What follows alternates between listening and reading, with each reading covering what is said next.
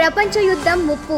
Ukraine Russia యుద్ధం కీలక మలుపు తీసింది. యుద్ధం మొదలయ్యి 1000 రోజులు పూర్తయిన సందర్భంగా యుక్రెయిన్ మంగళవారం రష్యా మీద క్షిపణి దాడికి దిగింది. అమెరికా సరఫరా చేసిన దీర్ఘశ్రేణి క్షిపణులను రష్యా భూభాగం మీదకు ప్రయోగించింది. 300 కిలోమీటర్ల దూరం వరకు లక్ష్యాన్ని ఛేదించగల మొత్తం 6 క్షిపణులను ప్రయోగించగా 5ంటిని రష్యా మధ్యలోనే అడ్డుకొని కూల్చేసింది. 6వ క్షిపణిని కూడా మధ్యలోనే పేల్చివేసినప్పటికీ శకలాలు సైనిక శిబిరం మీద పడ్డాయని, అగ్ని ప్రమాదం తప్పి ప్రాణ నష్టమేమీ జరగలేదని రష్యా ప్రకటించింది.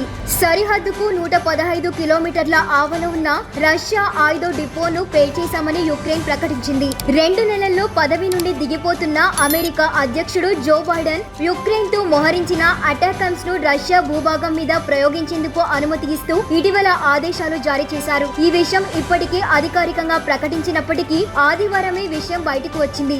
ఇప్పటిదాకా అటాకమ్స్ ను యుక్రెయిన్ భూభాగంలో ఉన్న రష్యా సైనికుల మీద ప్రయోగించడానికి మాత్రమే అమెరికా అనుమతి ఇచ్చింది. ఇప్పుడు ఏకంగా రష్యా భూభాగం మీద కూడా క్షిపణి దాడి చేయడానికి బైడెన్ అనుమతించారు. బైడెన్ చర్య 3వ ప్రపంచ యుద్ధానికి దారి తీస్తుందనే ఆందోళనలు కూడా సర్వత్రా వ్యక్తమవుతూ ఉన్నాయి.